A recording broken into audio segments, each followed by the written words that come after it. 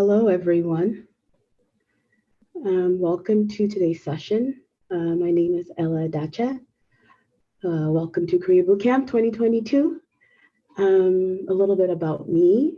I am a communications advisor with the Treasury Board Secretariat. And today's session is, I'll be moderating the session. And today's session is applying TikTok principles to interview storytelling. And this is the English session. The French segment is being held right at the same time right now. We are going to pop the link into the chat. So if you would prefer the session in French, please feel free to click through. Before we begin, I would like to acknowledge that the land by which many of us are viewing this event is the unceded territory of the Anishinaabe Algonquin people.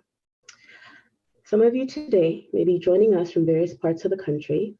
I therefore encourage you to take a moment to recognize and acknowledge the territory that you are occupying. So I'm just going to go through some housekeeping. As we move through today's session, please share your comments in the chat and questions by using the Q&A button at the bottom of your screen. You can vote for the questions you like by clicking the thumbs up button. The questions with the most thumbs up will float up to the top, and those will be the ones that we ask the panel. Okay, I'm just going to go through the learning objectives.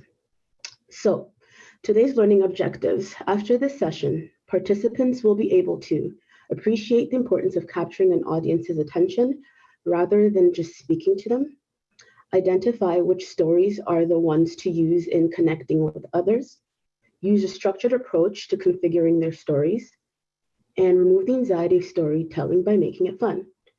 So if anyone was expecting that we're going to come in and watch a bunch of TikTok videos, as much as that would make a really fun session, we have some higher objectives here that we're hoping to achieve. Okay, so today we have three panelists. I'm going to introduce the panelists in order of their appearance. Our first panelist is Sidra Mahmood, they, them. Sidra is a proud new member of the Federal Public Service, currently design and lead for the Service Canada Digital Centre in Benefits Delivery and Modernization at ESDC. With nearly a decade's worth of experience developing user-centered products, they lean heavily on lived experience, quantitative research techniques, emerged with intersectional analysis to design and code meaningful user experiences. Sidra's writing on government and usability has appeared on publications like uxdesign.cc. They frequently give talks on government tech and inclusion at events like Civic Tech for Good, Forward 50, and the UXR conference, Queer JS, and more, and can be found on Twitter, mostly writing about civic tech, politics, space, and dogs. Her handle is @SidraMatic. So I'll introduce our second speaker, Ève Grébert. Ève is a policy analyst with the Open Government team at the Treasury Board Secretariat. She joined TBS from Service Canada, where she worked on women's issues in science, technology, engineering, and mathematics, and was co-chair of SSC's Young Professionals Network, Agora. She's passionate about connecting people, promoting open and inclusive spaces to develop sustainable and innovative ideas. And our final panelist, just gonna wait for the next slide, is Maame De-Heer. Maame De-Heer is an adept public health professional with over a decade of academic and professional expertise in healthcare. She serves as a policy analyst with the Government of Canada in the Public Health Agency of Canada Division. Maame engages in diverse leadership and executive roles, where she supports the co-leads the Career Progression Task Force for the Black Employees Matter chapter within the Government of Canada, and is also an inclusive staffing working group member. Maame's lifelong goal is to impact members of society through community engagement and service. So I'll take a second to welcome our panelists. Very much looking forward to our conversation today. So we're just going to get right into it. We all know that TikTok is captivating audiences, but if we break it down, they're just delivering concise messages in a fun an interesting way and showing their whole selves, goofiness and all of it. So this panel, like I mentioned before, isn't going to discuss how to use TikTok, but share how the principles of being concise and captivating can help you build and tell your story. So before we get started, we are going to ask a question, a poll question. Marcella will launch and you'll have 30 seconds to respond. Then we can review the results together. So the question, how confident are you in storytelling? So please feel free to go and pick a response.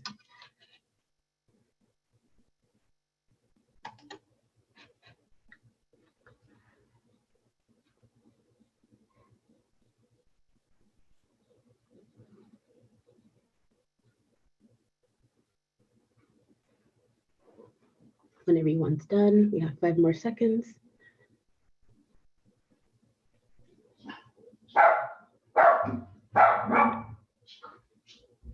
Okay, so it looks like most people are somewhat confident in storytelling. Big part of my job, personally, on a personal note, is writing. I work on Living Digital, and we interview public servants on cool initiatives around the government. And I still feel like I'm not that confident in storytelling myself. So I'm definitely looking forward to these sessions and what the panelists have to say and learning some stuff that I can incorporate into my work. All right, so we're gonna get started. We're gonna start with our first panelist, Sidra. So I'm going to hand it over to Sidra.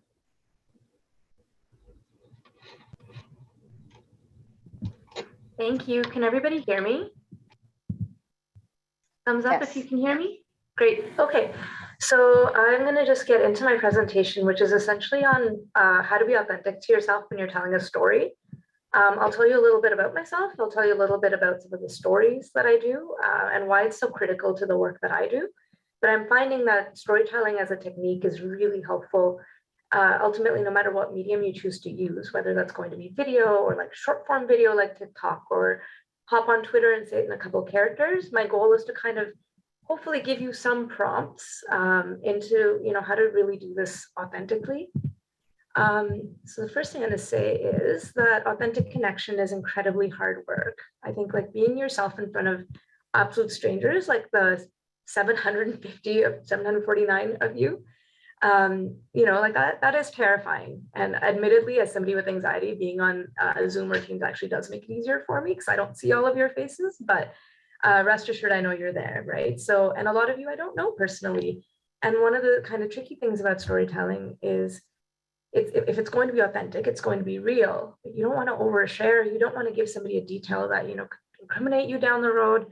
As public service members, I know that we tend to be very kind of hesitant about what that is. So the first point I want to make is like, don't dilute your personality just because, you're in this kind of professional career. I'm in my 30s now, and I'm a little late to this scene in the public sector, but I found like a lot of the success I've had in my career has come specifically from being authentic to myself and not diluting my personality, because real life happens, right? So I'll give you a quick example of kind of a way in which I structure like a story, and this is about me.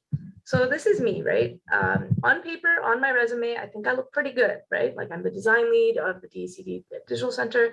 I've been a designer developer for 8 years. I've got a portfolio that shows kind of my progress over time. I mostly work in government and nonprofit and healthcare. And these are my skills, right? UX, UI design, this is what I do, et cetera, et cetera. That's on paper. I think it looks pretty good. My mom thinks it looks good. But the reality of my story is a little bit more detailed than that.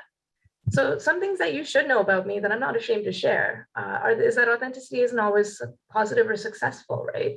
I have 0 design credentials, and I work with some of the most talented people who have master's degrees and heuristics and things like that, and I have to set myself apart, right?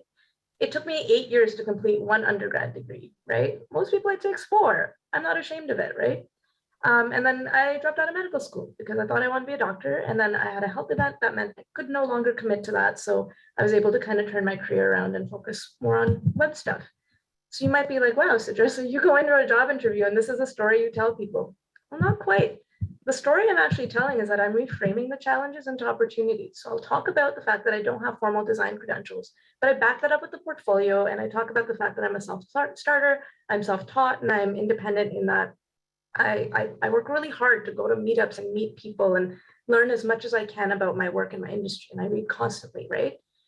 Things like, sure, it took me 8 years to finish my degree, but it's because I was working at the same time. So I was part-time in school, and working for me, I wanted on the field knowledge about the work I was going to do. So I think it shows that I've got interdisciplinary professional experience because I studied a lot of different things.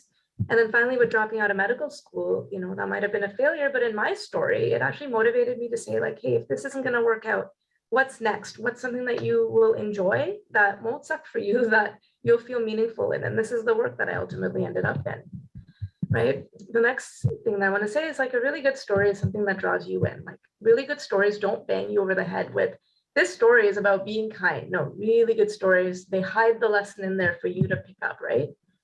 So in my work, I daily have to walk my stakeholders and people in my team through some different scenarios. I often talk about this scenario where I talk about someone's absolute nightmare trying to get an application in for CERB over at Service Canada. I go through this whole thing where I tell this story about how it took like months and months and months, and by the time the money came in, the user had no need. And then I always end it with, the reaction is always like, oh my gosh, I can't imagine this. And then I end it with, this happened to me 2 years ago. Like, this is my experience. So it's like, even without identifying yourself, you can tell a solid story. I don't think a good story should be about being necessarily exceptional. A lot of the stuff we see in social media is around, look how beautiful my perfect house is. It's always clean. My children are always well behaved. Real life isn't usually like that. So I think a lot of successful social media is actually around being not exceptional, but just like everyday relatability. So an example I have is this TikTok that my roommate put up. And this is just around a rock that she found on a beach in her from the town that she hails from, and now she uses it as a spoon rest. And it's a nice way of having an ancestral memory. So this isn't about like, look how much money I make, right? This is about like, here's a spoon and a rock, here's what it means to me. And I think that that's really sweet.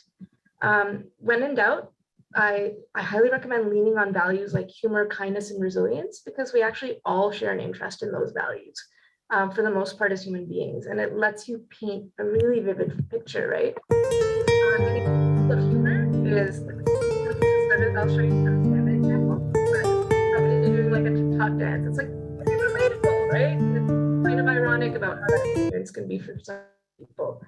The next example I'll give you is one around kindness. And the context I'll give you is there's a dude that travels around the world, and I come from a country that gets a bad rap, unfortunately. I'm from Pakistan. And what he does is he does tours in Pakistan for folks to see like the diversity and beauty of the country. And I love them. But oftentimes he'll get comments, and the comments are awful. Like, the comments are like, oh, that place is not that place is not safe, that place is dangerous for women, etc., etc. So he makes what I call kind videos reporting that. So bear with me for this one, it's a little bit longer. Beautiful place, but the problem is people. Okay, let's see. Are you talking about the people that welcomed us? Right. Beautiful place, but the problem is people. Okay, let's see. Are you talking about the people that welcomed us into their homes and fed us meal after meal, or everyone who welcomed us into their country with genuine hospitality, genuine curiosity, and some of the biggest smiles I've ever seen? So you get the sense of that one, right? Like, it's like somebody is actually showing an authentic story about somebody else through their lens and kind of adding the element of kindness to it, right? So these are some values that, dig deep into your life story and try and find times that you've exercised these values. One other example I'll give you is around lived experience. So it's really easy to tell when people are faking. Like, tell a real story about you. I promise you are interesting. And so this is the example I want to give you. And it's a story that's going to be told in screenshots. So, and I share this in job interviews a lot because it's a little different. 5 years ago, I was on Facebook scrolling down, and a complete stranger who I don't know posted that her little niece, who's 2 years old, she lost her little pink penguin, and it was kind of in my neighborhood. And for some reason, like, I don't know this person, but it's stuck in my brain. Later that night, I went for a dog walk, and I found this on the street, covered in dirt and garbage. And I was like, oh, I don't know how I remembered this like specific toy. So then I said, you don't have to take it, but I'm going to take it home for a wash. Took it home for a wash, nice and clean as new. I used a lot of bleach. Like, I'm pretty sure I killed any bacteria that would have been on it. And sure enough, the lady came by, picked it up, and she's like, this is our toy. This is the one that we lost. and then sent me this photo of like the little girl cuddling the toy, which was really rewarding. This has nothing to do with my work, but I think it just shows like a really kind of human story about like different ways that we can tell stories about times that we've taken initiative or something pleasant has happened to us. And ultimately, all I want to say is don't dilute your personality. Work is transforming. So I think that it's up to us to be part of challenging that status quo for more inclusive employment practices, right? Like, I like that I have a job where I get to make impact, but I also dress how I want, and I try to bring my own personality into it. And it's not for everybody, but for the most part, I found that just being myself has served me pretty okay. Yeah, that's it for me. I welcome your questions now and later as well over Twitter. Thank you.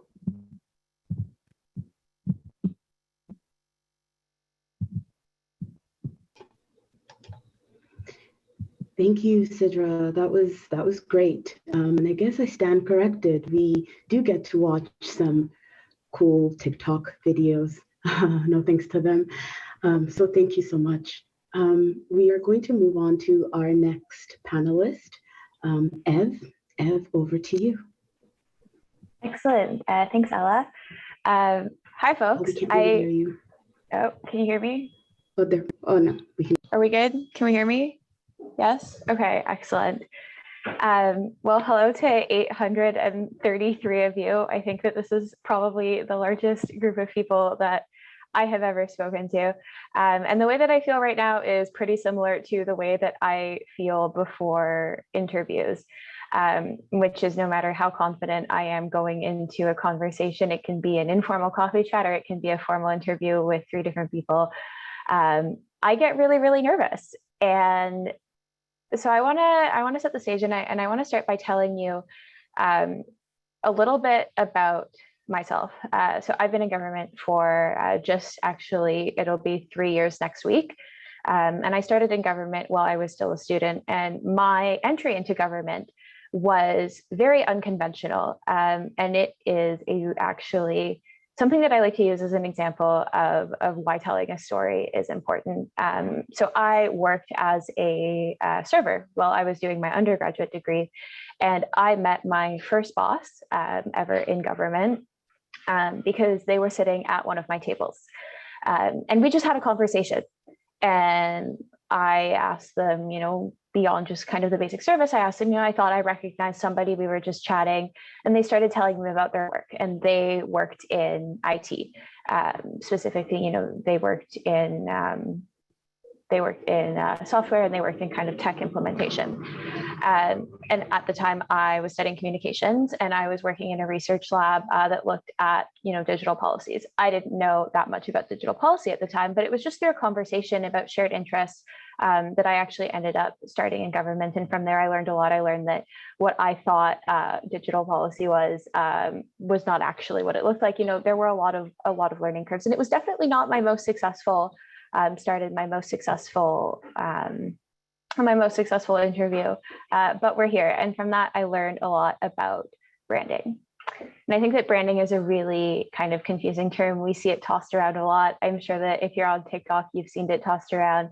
You've seen people talking about their personal brands, building your brand. There's a lot of different branding boot camps. There's a lot of different branding courses. And that can be really, really complicated, and that can be really overwhelming. So my question to you is ultimately, when you think about your personal brand, how would your best friend describe you? And however your best friend would describe you, I think that is a really great place to start when people are asking you to tell them about themselves. A really great tool that I found for this, and I'll start, I don't know if anybody else is like this, but I really love personality tests, any kind of personality assessment. I think that those are super, super fun. So I'll tell you about 4. The first thing is the spark type. This is something that Jonathan Fields, an author, kind of came up with, and it was really to determine, like what kind of work drives you. So my spark type is an advocate, which means that I like to give, or advocate spark types give voices to ideas. I don't know if anybody is really interested in the Myers-Briggs personality indicators. I am an ENFPA, which is extroversion, intuition, feeling, and perceiving on the assertive end. This translates to I am energized By spending time with others, I love implementing ideas and concepts and working flexibly. Looking at the Enneagram types, I'm a type 2, so that's the helper. That is caring, interpersonal. And the last one is not a personality, but it's something, thanks Marcella for dropping those down there. It's not a personality assessment per se, but it's something that I came across while just scrolling, and it's the wild card. Wild card people, which started off originally as a tech board, translates to people who thrive on new tasks. They volunteer to help. The wild card is the first person. They're a jack of all trades, master of none, so to speak. So these are kind of things where I was starting, I see that, okay, cool, we've got another type 2, that's awesome. So when I was trying to think of how to actually describe myself, I was like, well, I don't even know where to start. Because, 2 years ago when I was fresh out of school, it's really easy to sit in a job interview and say, hi, my name's Ève. I have a bachelor's degree in communications with a minor in political science, and I'm looking for XYZ in a job.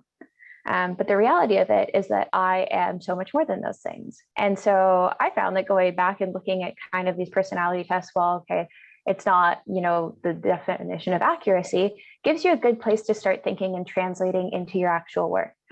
Okay, so as an advocate, giving voices to ideas, what does this translate to? This translates to actually, actioning projects, bringing actions to life. Being an ENFP translates to curiosity and collaboration. I love, going and working with other people. I thrive off of working sessions. I thrive off of collaborating with folks. Being an Enneagram 2, so the helper, translates really well into being a team player, working with multidisciplinary teams, working in cross-collaborative teams. And the last one, the wild card, translates back into being really action-oriented. And it also ties back into being a team player. It ties into being the first person to put up their hands. So these 4 things are not things that were the first things that came into my head when I was thinking of myself. But I kind of looked back and I was like, okay, these are things that I know to be true about myself. Now this is a way that I would actually communicate that to somebody. So if I were to brand myself, you sit in an interview, you have your 15 seconds, it's your elevator pitch. And I would say, okay, hi, I'm Ève. I'm a really, really curious person. I love working with other people. I love working in interdisciplinary teams to create innovative solutions to new problems. I love seeing actions. I love seeing ideas come to life. And at the end of the day, I'm a team player.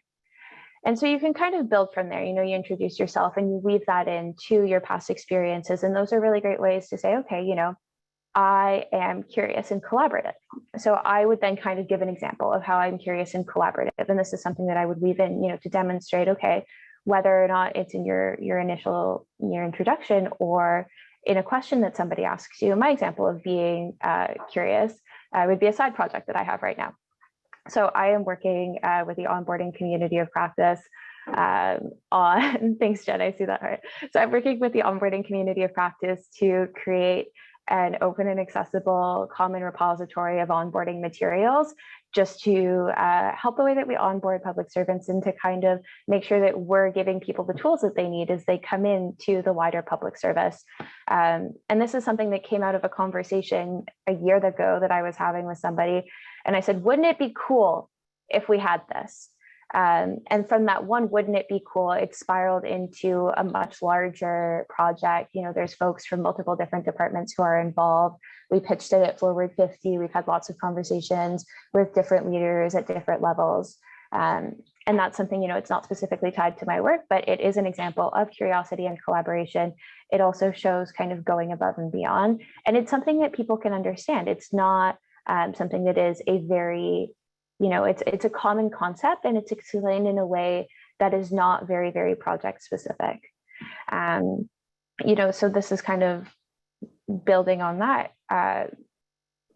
It's difficult to capture people's attention, first of all. At the end of the day, like Sidra mentioned, you want your personality to show. On top of doing the job, you want to be somebody, you present yourself in a way, you're coming into the team, you want to show that you can do the job, but you also want people to know who you are, because you're more than your work. And I think that's something that we've really, really learned over the last 3 years. And so when you're capturing attention at the end of the day, I find it's really, really helpful to think about the fact that you're having a conversation with somebody. You're human, they're human. you're telling people about yourself, you are telling people why you're interested in the role. Why does that role align with who you are?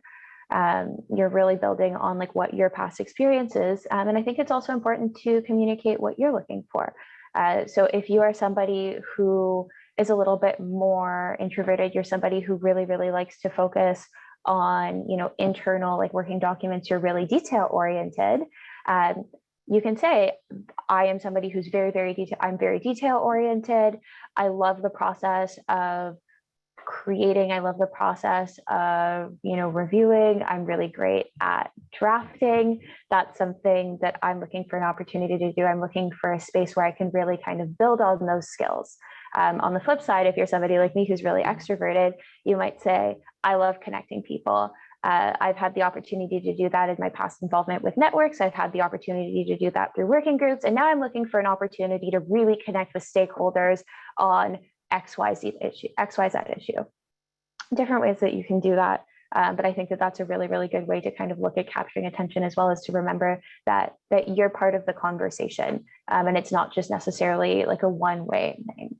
The last piece that I will kind of touch on is the use of plain language. We have this language in the GC where we have government speak. And what I'm talking about at TBS, you might not know what I'm talking about if you're at our CMP, or if you're at D&D and you're talking about D&D procurement, I have no idea what you're talking about. So it's really thinking about how can you tell somebody what you do in a way that they can understand. And so think about it, if you were explaining to your mom or your dad or your brother, your sister, your best friend, what you do, someone who's totally external to government, how would you explain that to them? So if you're somebody who works very heavily, say you're somebody who works in a drafting center and you work on Treasury Board submissions, you would kind of say, I work on the draft day. I work with people, I work with different departments to draft these documents at the end of the day to, help us manage our budgets. It doesn't have to be super, super high level, but you can really break it down. Not necessarily the best example, but, keeping it really, really in plain language and making sure it's understandable. And I will leave you with this is don't be afraid to leverage your network and to expand your network when you're going through interviews. I think that it's a really awesome way, you go and you have coffee chats, you can set up these informal conversations, and you can really use those as practice interviews. You can also, use your network, have these conversations, ask people, to connect you to people who they might think, you would get along with, and not every interaction, not every interview always has to lead to a job, but I think that it can be really valuable to use those experiences and to use those interactions to create a network of people who you can continue to work with. So that is it from me. Thank you so much, folks. I will leave you with that.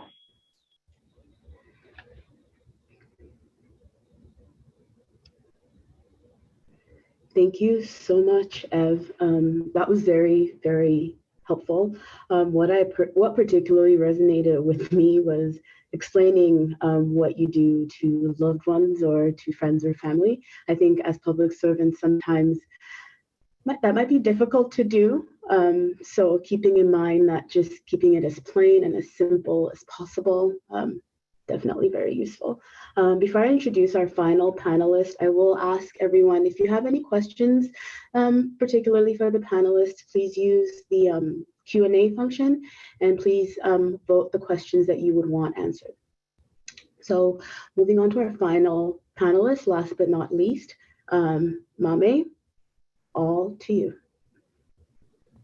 Awesome. Thank you so much, Ella. Please permit me to share my screen. Oh, Maame, there we go. Can you hear me? Yes. Awesome. And please let me know if my screen is visible. I believe it will be loading in a few minutes. Is my screen visible? Yes. Okay, awesome. So hello, everyone. Distinguished guests, federal government leaders, all eminent protocol observed, ladies and gentlemen. My name is Maame De-Heer. and welcome to Tell Me About a Time When. Compendiously, my presentation will focus on utilizing key TikTok principle of authenticity to effectively share compelling and persuasive stories during interviews. But the most important thing I want you to remember today is that you can speak well if your tongue can deliver the message of your heart. Once again, you can speak well if your tongue can deliver the message of your heart. So let's begin. I actually was not planning on introducing myself. Then later I saw my previous colleagues doing an amazing job about, telling us about who they are and so on. So I said, you know what, I guess I have to speak about myself. So succinctly, I already stated my name. I hail from Ghana, West Africa, and I have the privilege of working as a policy analyst with the Mental Health for Black Canadians initiative. Personally, I love to dub myself as a humorous professional.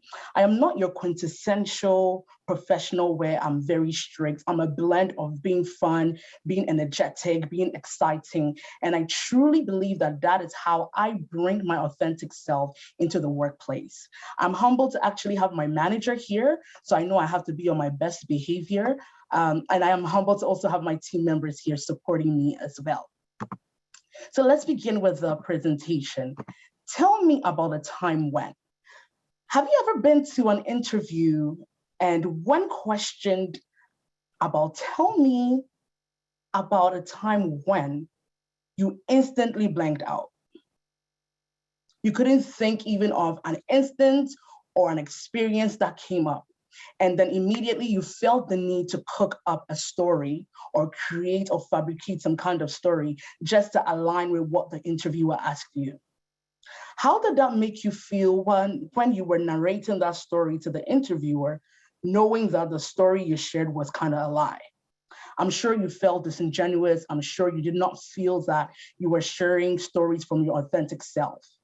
Oh, and I forgot to mention the most dreadful follow-up questions, where the interviewer will ask you, well, you mentioned previously that A, B, C, D, can you elaborate?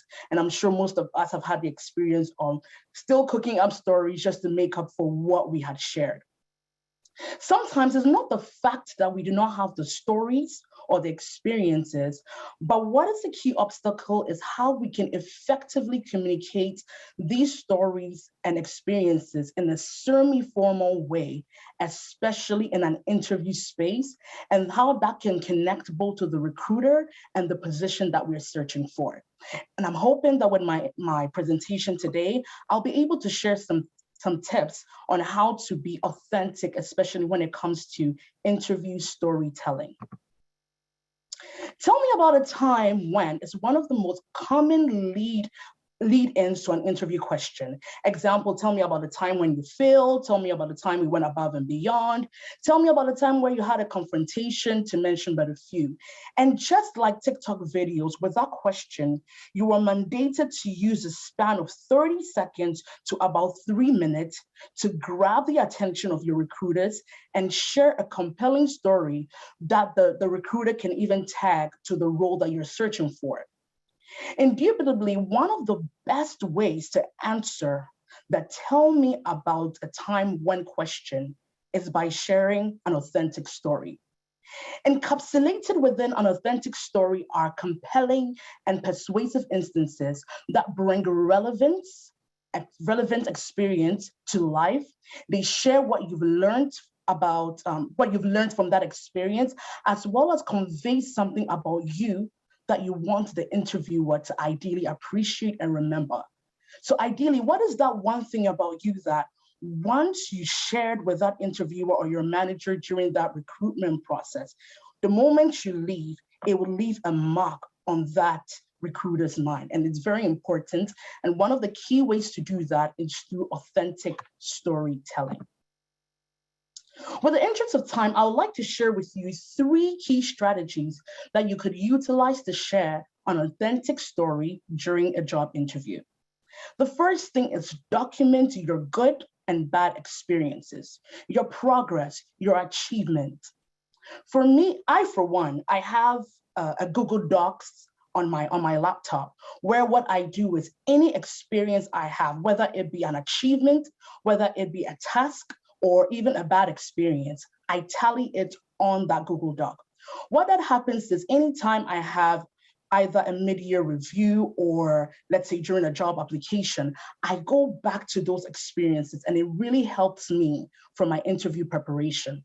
What it does is it brings to mind vivid experiences and stories. And now when you go to your job interview, you wouldn't have to now cook up a story or say a lie, but you are able to share a story that is authentic from your heart.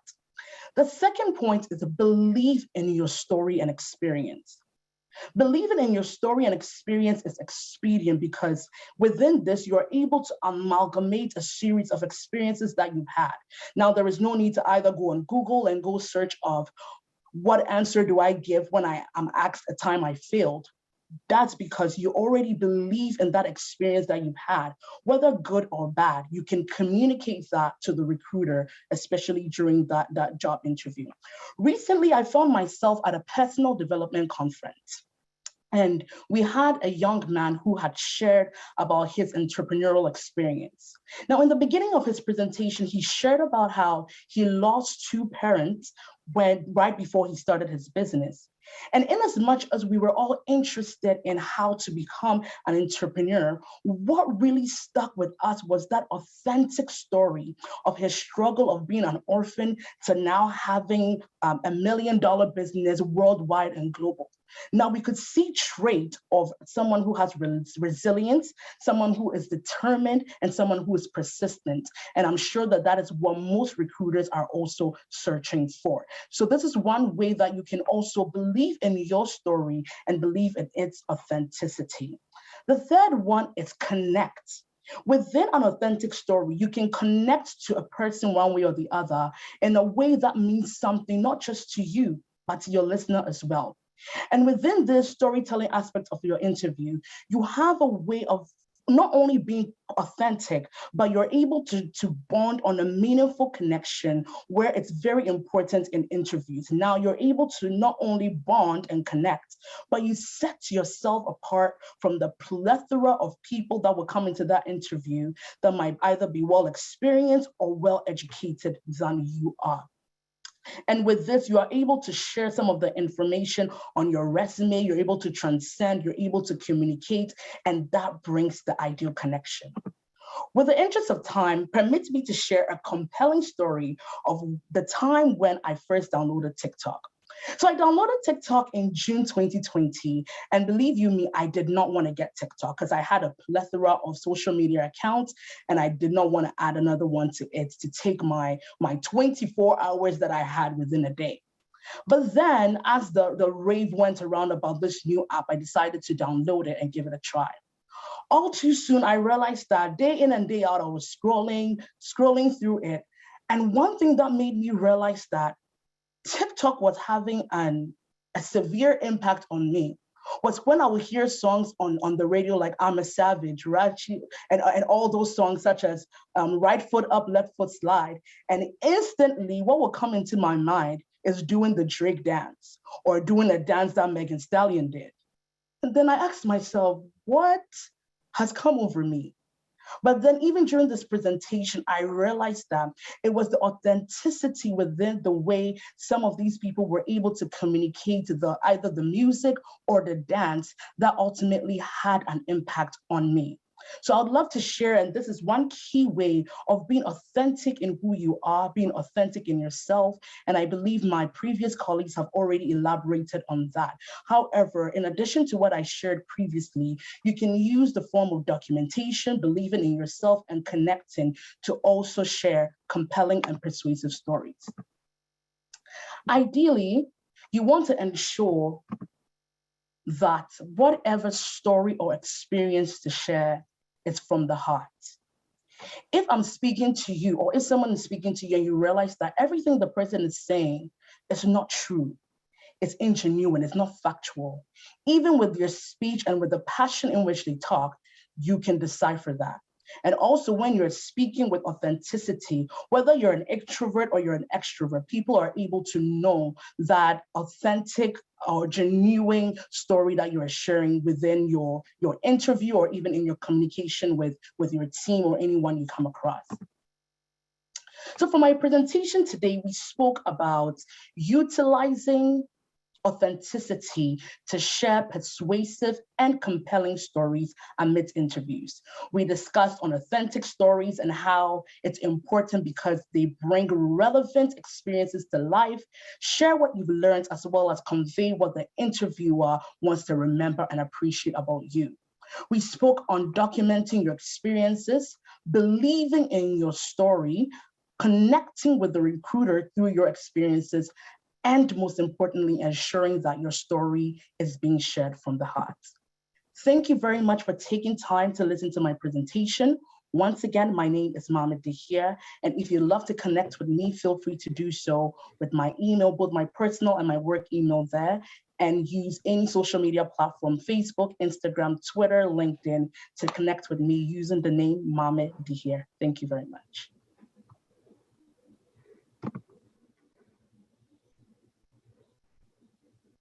Thank you, Mommy. That was great. And it looks like everyone could really relate to choking when asked, tell me about a time when. I know I could, like in a previous job interview. So I definitely will be keeping a Google Doc and highlighting my achievements just to make that easier. And I think likely a lot of people will be doing that too.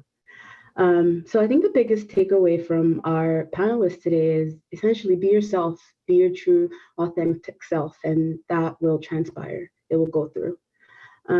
So we're moving on to the next section of our presentation today, and that is the question and answer session. So I have some questions here, and then after I go through these, we're going to go through the live Q&A and ask our panelists some questions. So the first question here is directed to Sidra. So, interviewing in person was easier because I could use my body language to help convey my message, and that is lost in a virtual setting. How can I optimize my impact when the audience can only see my head? Visually pleasing background, facing camera, symmetry, posture, dynamic impression, or confidence. So over to you, Sidra. That's a really great question. So one thing I'll tell you about me is that I have worked remotely for a lot longer than a lot of other people. I was like a consultant part of this, and it was my preference. It's also an accommodation for me because I just like don't function well in an office, to be perfectly honest with you. I get really anxious and I get really distracted, and I distract the people around me. So I just function better working remotely. So I think it's a matter of kind of being used to it. It takes a little bit of time. But there's a couple of things I've been told. I tend to speak really, really fast, and I get told that all the time. And I find with speaking kind of, you know, at a more understandable pace is a little harder to do online, but I think I prefer it. Or I think I have an easier time now that I've practiced a bunch. Other things, I don't care that much about backgrounds. Like I can't even dress up for today. This is my messy art studio office with the squid in the background. Like, you know, I think it depends. Some people are really going to look for that. I personally make a point of not working for those people just because like you know, I think it's good to have kind of a lot of alignment in the like values and the beliefs that you have. And I've been really lucky to have employers who saw me for me.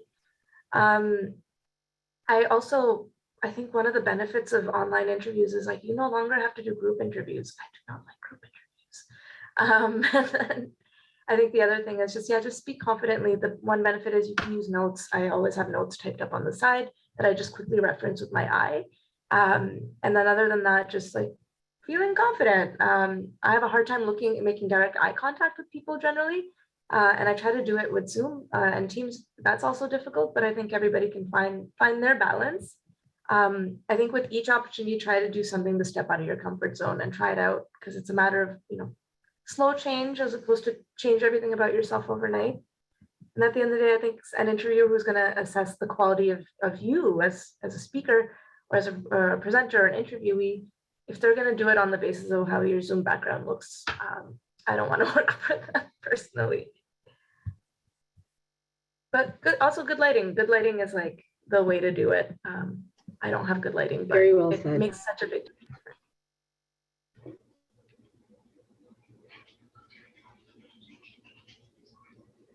Yeah, I'm sure it makes a great difference. It does. Really great tips. Thank you. We're going to move over to our next question, and this one's directed to Ève. Nothing about my career history is very exciting. What makes a boring example into a good story? Your career history doesn't have to be exciting. That's the first thing that I'll say. I think that we get really, really caught up in having this idea of having these really, really big, exciting jobs and having these jobs that are maybe perceived as, you know, being really important. Or we see people on TikTok who have these really, really cool jobs. And so exciting is also really relative. What I consider exciting as a really extroverted person might not be the same thing as somebody who's more introverted considers exciting. And it might not be the same thing that your interviewer considers exciting. So my first thing that I would say is don't worry about whether or not you've done something that people think is exciting or that people think is big. Think about the impact. And the impact does not have to be huge. You can tell a story. If you were, I'll think of an example. If you were charged, if you're somebody who works as you're in an administrative role and you are moving on to a different role and you are tasked with creating, you know, a guidebook to the different administrative principles for your office. Off the top of your head, you might be thinking about that. You might get a little bit worried. You might not be thinking, well, it's like the most exciting. It's not the most exciting task, but think about the impact that that has. Think about all of the people who are going to work in your office, or think about all of the people who came after you, who had access to that resource. Think about all of the people whose jobs were made easier because they had access to the resource. Think about the fact that you created a training document, you created a reference document, and that was something that you put in place to facilitate other people's experiences. I think that's pretty cool. I think that shows impact, and I think that that is a meaningful story. Excitement and, you know, meaningful impact don't necessarily have to be the same thing. So I think it's not a boring example, but I think what makes a good story is showing the impact that you had, if that's what you're trying to do, if that's what you're trying to prove in your career experience. Or you can go beyond impact and, you know, you can tell somebody a story that reflects your personality. You can, you know, you really want to show your personality. You can show people a story that reflects your values. If you're somebody, you know, you really value integrity, show stories that value your integrity. If you're creative, you know, demonstrate times where you may have been creative. If you're somebody, you know, you're trying to tell somebody a story about a time that you took something else on, you know, maybe you're somebody who writes, you're like, well, yeah, like I showed my creativity. I took on writing an office newsletter. I noticed that a lot of people were missing out on really cool events, and I took it on myself to send out this office newsletter, or I was tasked to do this. You know, you just remember your other experiences, use those, tie them back in, and just remember that exciting is relative.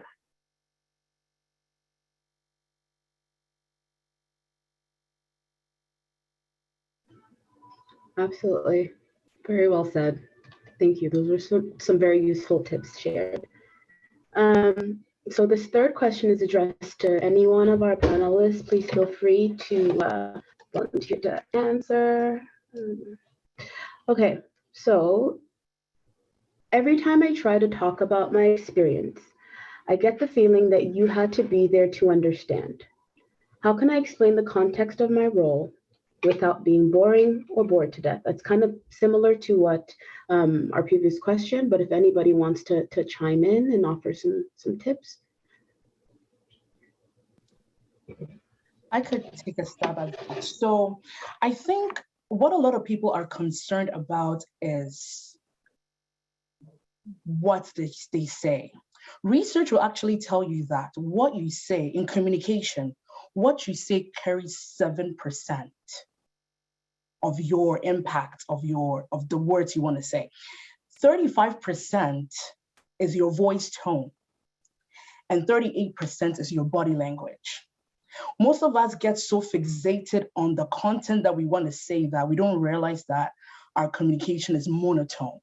So in as much as you're working on the content of what you want to disclose, also be mindful of your voice tonation, be mindful of your eye contact, be mindful of, I know right now we're not shaking hands, but when you go sit in the interview, are you smiling? Are you fidgeting? Is your eyes rolling around?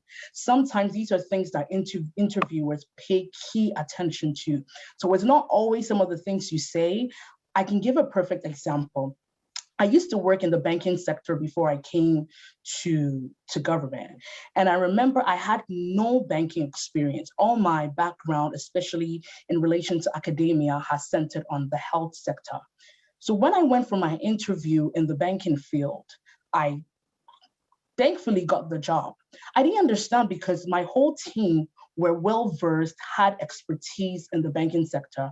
And I was the only person that just came out of undergrad, knew nothing about sales, knew nothing about banking.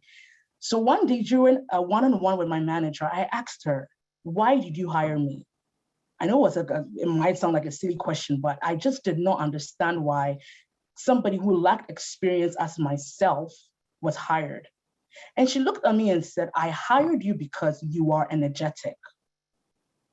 It didn't make sense to me because that was not one of the tasks that were on the contract. It didn't say, has to be energetic, has to laugh a lot, has to smile a lot.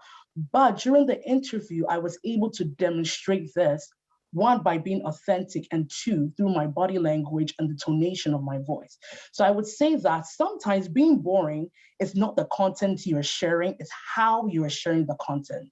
Someone could literally say, I'm just going to conclude with this.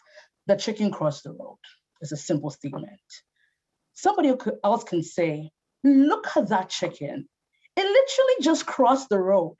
Those two communications are completely different. One was monotone, the other one caught attention. So I'd just like to end with that. Thank you.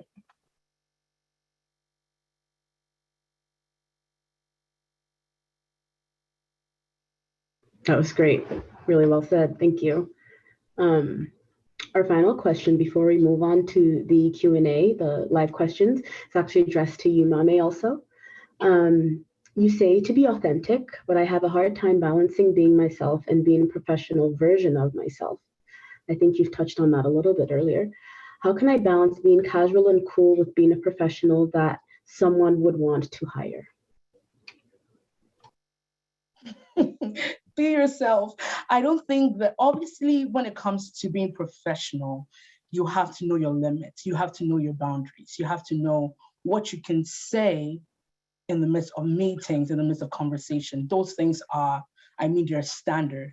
However, I believe that what makes us unique as individuals is how we are able to still be ourselves. I really do think, and I've never been a manager on a government level before. However, I strongly believe that when managers are even recruiting, they're not just looking at your experience, but they're looking at how your personality can blend with the team.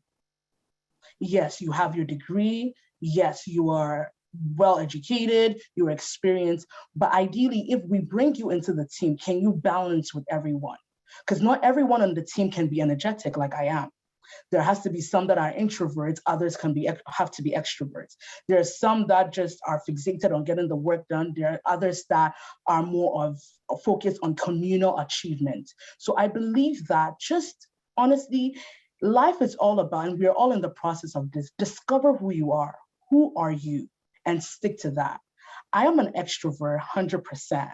And I've had times where people have wanted to downgrade my extrovertedness and connect that to be very loud, being out there. And I almost went into a bubble because I realized that some people do not like others that are extroverted. But then I realized that even as a believer, I'm a Christian, I pondered on something and I said to myself, it will be a slap in God's face for him to make me an extrovert and want to be something else. So when I realized that and it dawned on me, I said, you know what, I'll stick to myself, and it's worked for me. So all I would say is be yourself. wanna add to that because that's such a good point. Be yourself. That's the theme of today. I think Sidra had something to add. Yeah, can folks hear me? Yeah. Yes, Okay. Sidra. Yeah, I was gonna say I frequently in my life have had people in my life tell me that you don't look professional. Yes, you have the skills and the knowledge, but like I'm covered in tattoos, I have green hair and piercings, and I like to dress comfortably. And I remember when I was becoming a young professional, I went to Jacob Petit and I bought like the jacket suit and the blazer, and I started wearing heels and makeup. And I still do that stuff for when I feel like it. But what I learned very quickly is that the rest of the world doesn't care as much about our appearance as long as we feel confident. It's a matter of like confidence comes from like what makes you happy. Obviously, like there are guidelines, but when it comes to things like I think a lot of people fret about physical appearance, and I did also. But at the end of the day, there's something really important to think about, which is people are going to see what they want to see.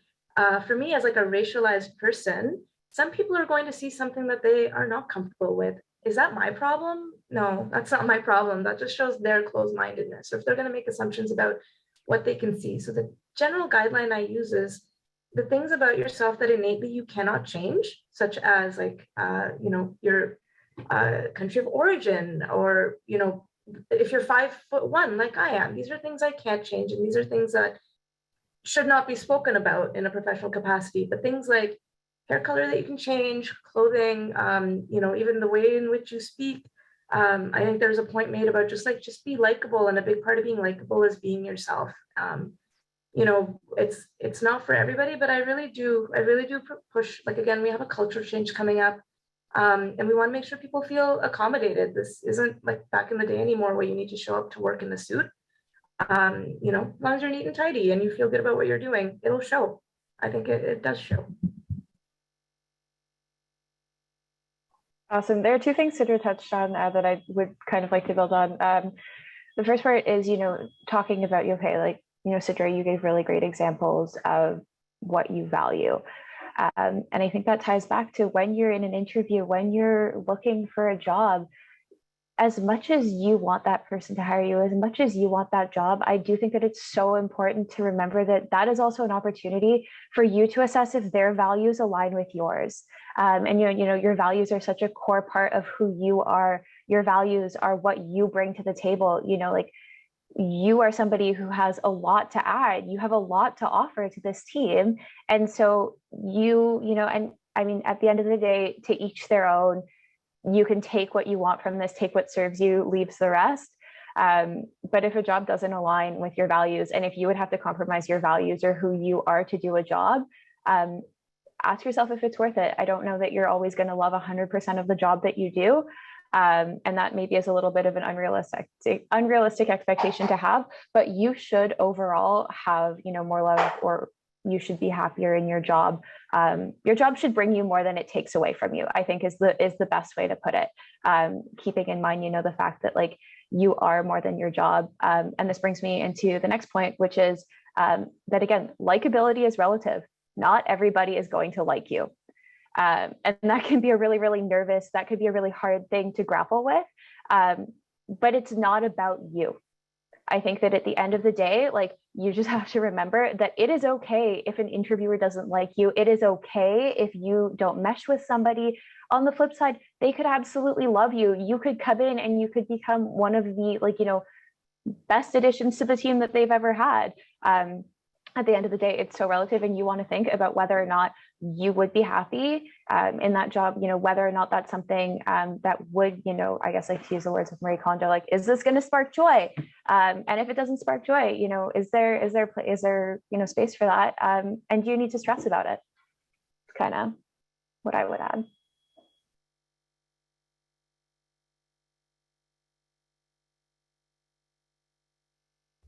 It's great conversations we're having, and some really good, helpful hints shared, tips shared. Okay, so we're going to move on to our Q&A. We have quite a bit of questions to get through. I will read out the question, and whichever one of our panelists would like to take a stab at it, please feel free to do so. So the first question we have from our attendees, it's been suggested to me in the past that I need to learn how to sell myself. I'm more on the introverted side and have problems showing my more personal side. How do you suggest getting past this roadblock and selling your skills? Anyone care to take a stab at it?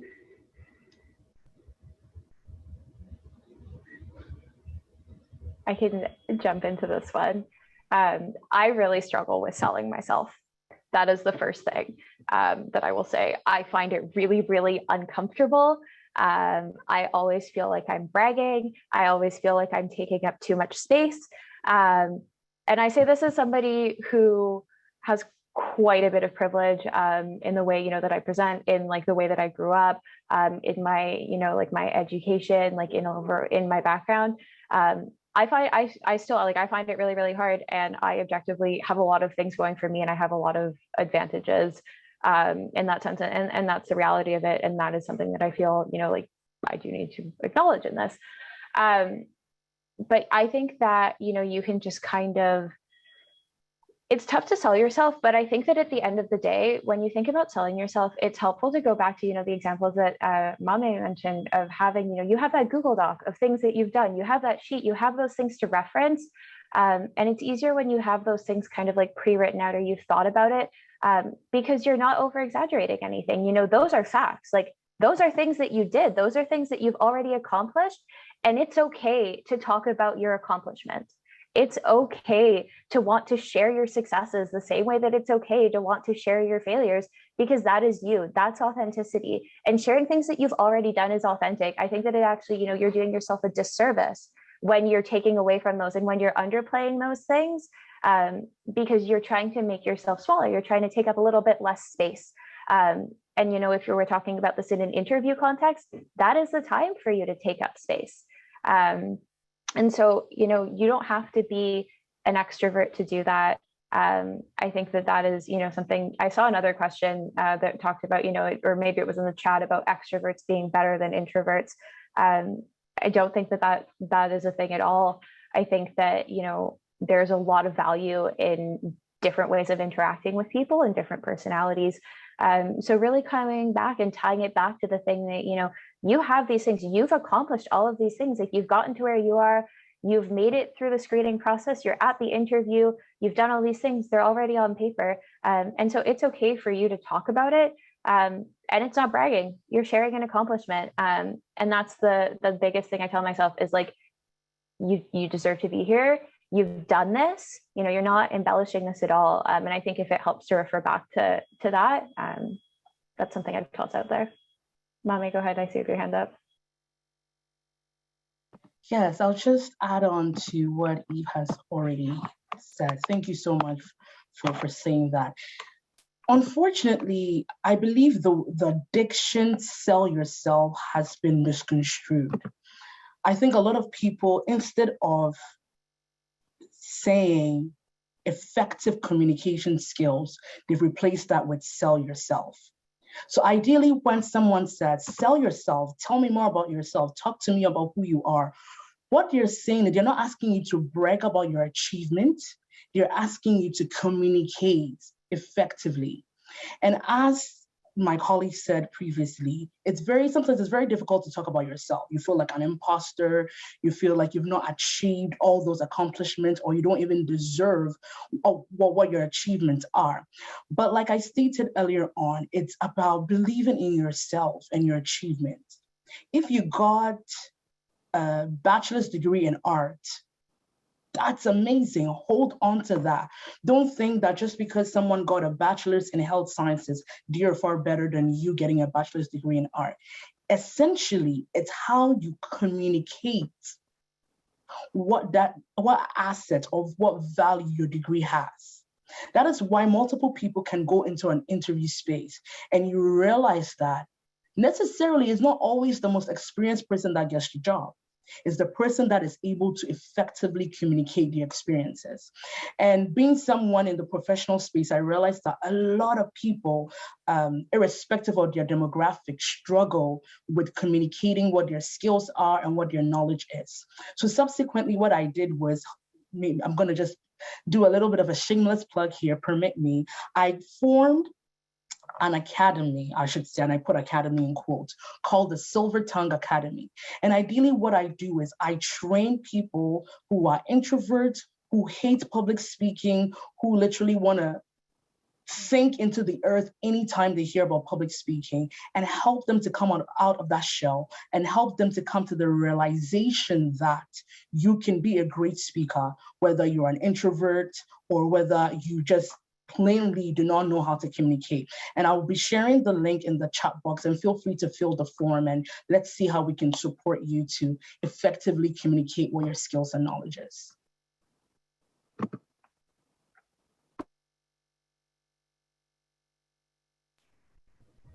Thank you, Maame. Thank you, Ève. Great responses. In the interest of time, we'll move on to our next question in the Q&A. Could you give me 5 to 10 great conversation starters at networking events, formal or informal? It doesn't necessarily need to be 10, I think. Maybe just share if you guys have, some tips, some conversation starter tips to share. Please go ahead and do so. Yeah, so I have a very hard time talking to strangers. I run events, but the goal of my events is for me to be busy the entire time, so I don't get a lot of chances to speak with the people that are attending my events. And that's maybe me being a little bit like insecure, but the confidence is building slowly. But I think like when I am meeting somebody new, and I'm gonna pretend like it's in the context of this, of our work, our professional work, oftentimes like I don't feel comfortable going to like networking events and just like introducing myself, like handing out like a business card. So what I'll do is I'll try and sign up for a talk. Like I'll say, oh, like it's my first time coming to your event. Do you have any spots open? Like if you're doing a little pecha kucha, or like, can I come and just talk about the work that I do? And that like is a little bit less scary, I find, especially at things like tech meetups. And then I get a chance to get to kind of know people, like there's purpose. And then if I'm meeting absolute strangers, I always like to ask, like, are you reading a good book right now or listening to a good podcast? And then that's like a really good conversation, because then you can say, well, what is it about that like drew you to it? Like, what's interesting? I think like right now during lockdown, I hate hearing the question like, oh, so how's lockdown been? Like, no, we're all bored. Like it sucks for everybody. So try, asking questions that are a little bit more deeper than that. I have a friend who asks really funny icebreakers, and I think a funny icebreaker is great because it kind of throws people off a little bit. And I think her icebreaker was, if you were in Titanic the movie and you're Kate Winslet on the door, do you let Jack stay on the door, or do you push him off? Like it's kind of a little bit silly, but also like a culturally relevant popular culture reference. That's how I do it. Doesn't always go well. I've definitely come home later and then been like, wow, that was really awkward, and I think that person thinks I'm really strange, and that's okay. That's fine. Yeah.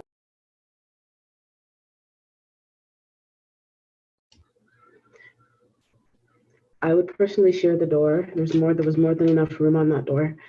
Ève or Maame, do you guys want to take a step back at that question? Tips for networking events, formal or informal?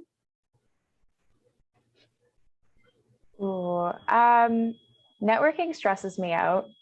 There's a common theme here. I think that a lot of things seem to be stressing me out about it. So the first thing I would say is, again, like don't read too much into it, which is obviously easier said than done. But if you're playing back an interaction in your head 12 different times after you walk away and you go, oh my God, I can't believe I said that. I could never look this person in the eye again. I guarantee that person is actually not thinking at all about what you said, and that you're making it out to be 10 times worse in your head. So I would start with that. But I think, again, just like thinking, this is a really cool thing, actually. So I kind of use this, and this is something I used in my serving days. When you meet somebody, think about one thing about that person that you like. It could be their shoes. It could be, I don't know, like it could literally like be the hair. You could look at that person, you could say, wow, I think that person has like really good posture. It can literally be anything. But just think about like one thing that you like about that person. Or if you are like hearing about, like somebody's talking, like you're listening to them, like they might have said something really cool. So, you can think about that one thing that kind of like humanizes people. I feel like it makes them a little bit less intimidating. And then you just kind of go from there. I would say I really like just kind of like broad questions. If you're like at a networking event, like, oh, cool, like literally what brought you here, first of all, is like a very basic question, but it's also a good question. If there's like a panel event, you could like you're standing next to somebody, you could be like, oh, are you attending like any particular sessions? Like, what session are you excited to attend? If it's your first time, is it your first time here? Like, hey, it's my first time here. Like, oh, you've been here before. Like, what do you recommend? Like, have you heard any of these people speak? If there's a speaker, you can say, oh, I'm really excited to hear X person speak. Like, I think that, whatever, they have a lot to say. And you just kind of go from there. And I think like, it's also another thing to keep in mind is people really, really like talking about themselves.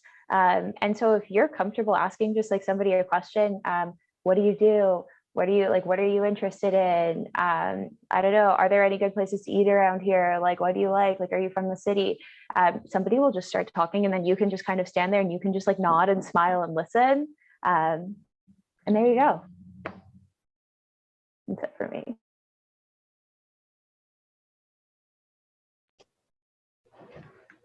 Thank you, Ève. So let's move on to our next question. I have been in interviews where I've lost my train of thought while I was waiting for the board members to write their notes. I find it very distracting. Any tips to get past this?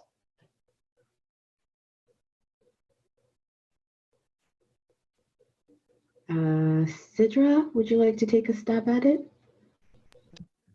Sure. Sorry, can you repeat the question?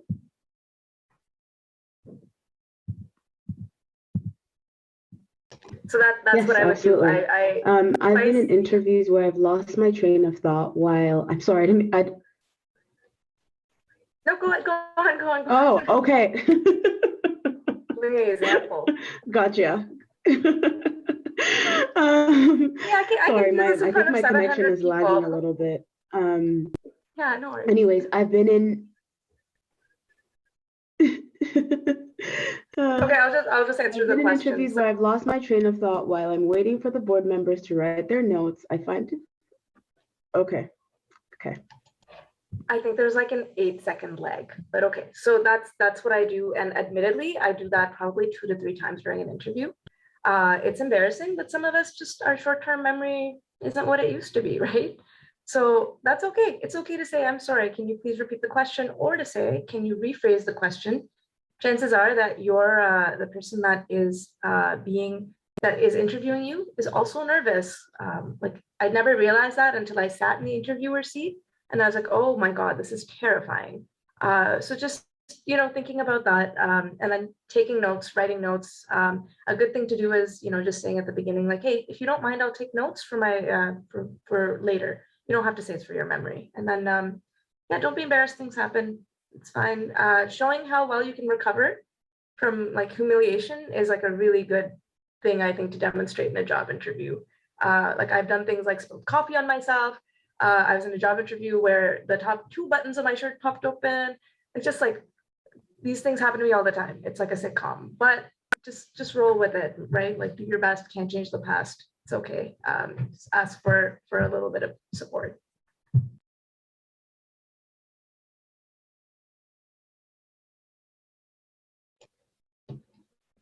Thank you. Maame, Ève, anything to add?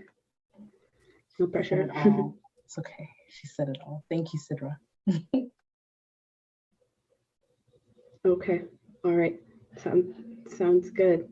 Okay, so let's move on to our next question. How to prepare answers in a short period of time. For example, once I'm given 10 questions within 30 minutes and I don't have the questions beforehand, I struggle to come up with information in a short period of time. Any tips? Thank you. I would share, I think most of these questions boils down to one thing, and that is preparation. These things are not, everyone experiences it. I mean, I go to interviews and I blank out too. I sit in meetings and I blank out too. But what makes the difference in stopping you from that recurring blanking out is how you prepare. if you're able to sit down and invest a lot of time in preparations, it will help to mitigate the points and the times in which you will blank out, or the points and the times in which you will not know what to say. Am I saying that it would come to a point where even if you prepare, you never blank out? No. But what preparation does for you, it helps you. Not only does it help you for that interview, it helps you to boost your confidence and your self-esteem as well. I'll share one thing I do, and some people might laugh at me here, but it's fine. Something I do, and it's a secret that I utilize to help me with my improv skills. So by improv, meaning answering questions on the spot. I watch a lot of pageant shows. And most of us know that for pageant shows, that they have a Q&A section. So I would literally sit down, watch Miss Universe 2021, and pretend as if I'm one of the pageant ladies. And I'll actually stand in front of my TV, watch Steve Harvey ask me the question, and then I will answer in 30 seconds as though I was the pageant or pageantry person. That has really helped me a lot, because now anytime I'm put on the spot, I'm able to come up with something. How many times have we watched pageant shows and you hear these ladies' responses and you're like, you didn't answer the question. They asked you about climate change and you're talking about women empowerment. Those two do not relate. However, one thing I've observed about those women is, even though they're not answering the question, they're very confident in their delivery of the question. So you could ask them, how has climate change impacted our world? And you hear her answering something like, women are very strong and powerful. Women are the change of the world. And you're like, women and climate change do not match. But ideally, I'm just coming back to that to say that sometimes to help you with these things, you would have to prepare yourself. And for me, that's one of the way I prepare when anytime, let's say I'm coming for a public speaking event, I know that I'm going to be in a place where questions are going to be thrown at me.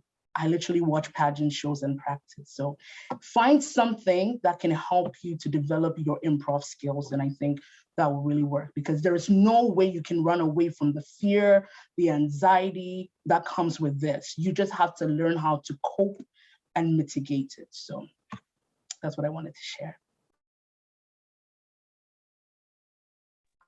I would jump on that. First of all, that's an excellent suggestion. And I'm thinking about the acting classes I really begged to take as a child and was very, very bad at. And I'm thinking that might be something I want to start doing as an adult again. But so I would just say, answer honestly. I think I saw in the question that one of the things was that you weren't given the questions ahead of time. I would just backtrack it and think at the end of the day, answer it honestly. We can be really, really tempted to exaggerate our experiences, or we can feel like there's a lot of pressure on us to tell an impressive story. And I think that's, where it kind of gets to you and where you kind of worry. So answer honestly. I will say definitely do your research about the position or the organization where you're interviewing first. If you can look up the interviewer on LinkedIn beforehand, do so. It really, really helps if you can go into a situation where you already you have a plan to establish some common ground. So a story that a friend of mine told me when she was going for an interview for the job that she has now that she loves is she knew that the interviewer had a dog, and she had recently gotten a dog. And so that was something where they were talking about, and she made sure to mention her dog. The question was, how was your weekend? Preliminaries. And she was like, oh, it was really good. Took my puppy out, did all of this. And the interviewer said, oh, no way. What's your puppy's name? And she said, oh, it's Whiskey, whatever. And they started, they kind of like went from there. But they established that rapport. And that kind of took a little bit of the pressure off. So as they were going through the questions, she already had that rapport, and it made her a little bit less nervous. And then so in turn, when you reduce your nerves, when you're a little bit less nervous, and Sidra had posted some excellent just grounding tips in the chat, it kind of takes that pressure off. It relaxes you a little bit, and you can think a little bit more about the questions. At the end of the day, an interview is never going to be a comfortable situation, and the person interviewing you knows that. So just, think about the things that you can do and the things that you can control, and focus on that instead of the things that you can't control, like getting interview questions beforehand, if that's the situation that you're in.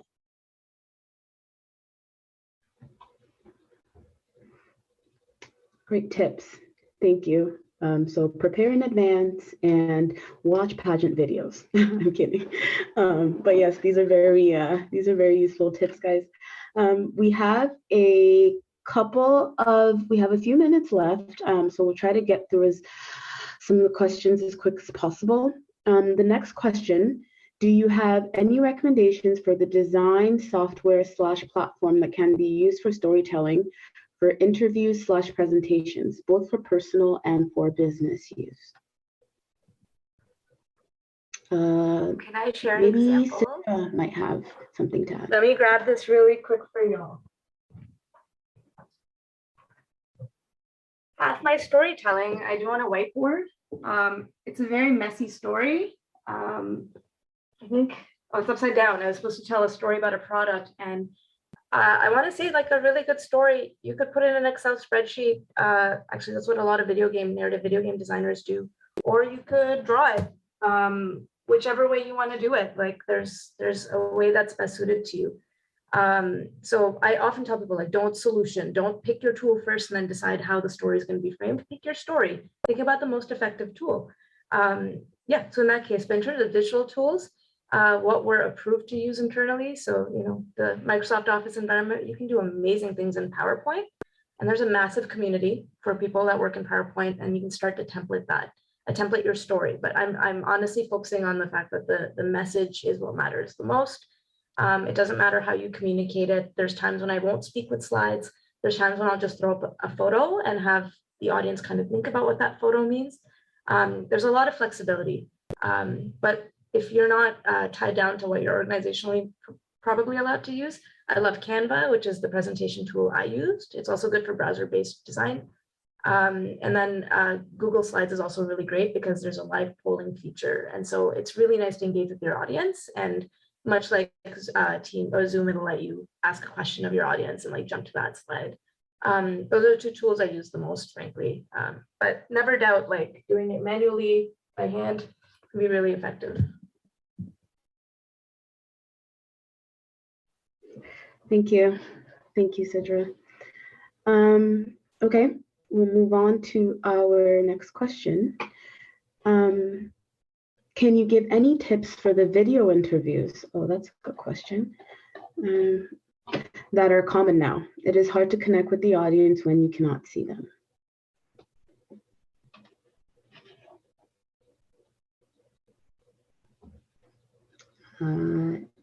Ève or Maame?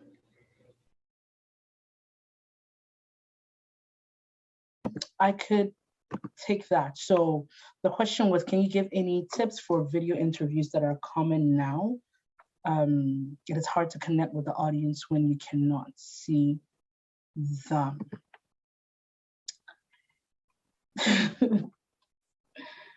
I would say one, and please don't come from me. If you don't want to do this, don't do this. It's just my suggestion. Smile. It doesn't take anything away from you.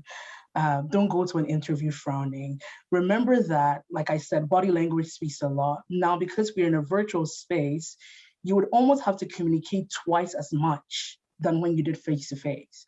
Because remember when you went to the recruiter, let's say you went to your office, you guys sat down, they were able to see your body language from head to toe. Now they're only looking at your torso, or for in other words, just from your head, from your shoulder up.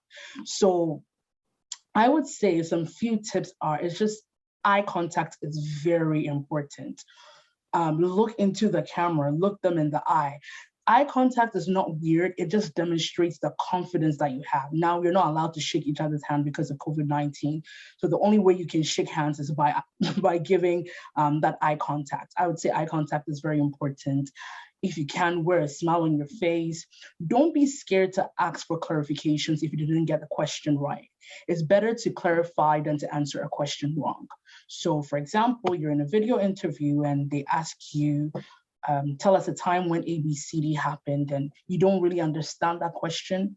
Just humbly ask and say, can you please repeat it? Or is there a different way that you can rephrase the question for me to better understand? I have been a little bit extra. just because of my personality. I have done things where I've gone the extra mile of actually creating presentations before I went to certain interviews. They weren't necessarily job interviews, but more so interviews that had to do with getting contracts, getting funding for my not-for-profit organization, where I felt like visual illustration spoke a lot. It gave them, so they weren't just staring at me, talk, and maybe, for example, get absent-minded, but they had something to look at. And I really strongly believe that it helped with my communication. So I would say visual illustration and body language plays a very expedient role, especially when it comes to video interviews.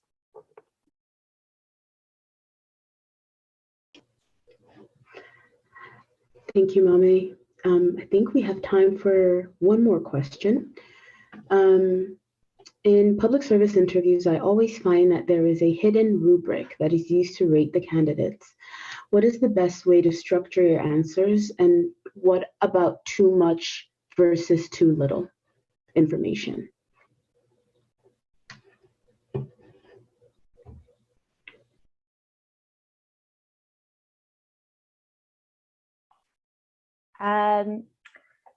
So this comes back to one, research, and two, the STAR method. So situation, task, action, result. First of all, I would do your research. Chances are, if you're going into a government-specific interview and you've gone through the pool process already, you have kind of gone through and you've had to like demonstrate, you've had to give examples of how you meet the core competencies. I would go back, and even if it's not specific to your department, I would look at that and look at what they assess and start thinking of that to inform your answers. And then, I would make sure that when you give your answers, lay it out very clearly, establish the situation, describe the task, the action you took, and the results, or the impact of your actions.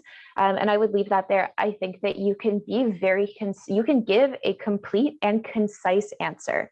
The biggest thing I would say that I struggle with in interviews, and maybe other people relate, is that I don't know when to stop talking. And that in and of itself is a skill, and that's something that I'm working on. But very much, if you kind of follow that, I found that's a really, really helpful framework. If you answer the question completely, knowing also that an interviewer can ask you a follow-up question. I would put that there if you can, if it's kind of like a back and forth. Obviously, this doesn't apply for a video interview. If it is, a video interview, I would really stick to that STAR. Yeah, go from there.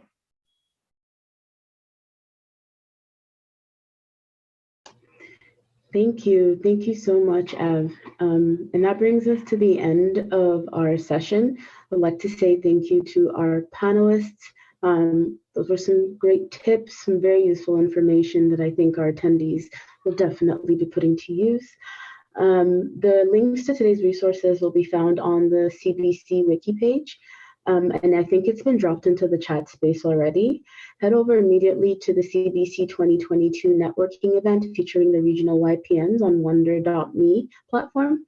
I think that's also been linked into the chat. And be sure to check out next week's segment, starting with Not Done Yet, Equip Yourself with Beyond the Process on January 25th at 11. So once again, thanks so much, everyone. Hope everyone stays safe, nice and warm, and see everybody soon. Thank you so much. Thanks, Ella.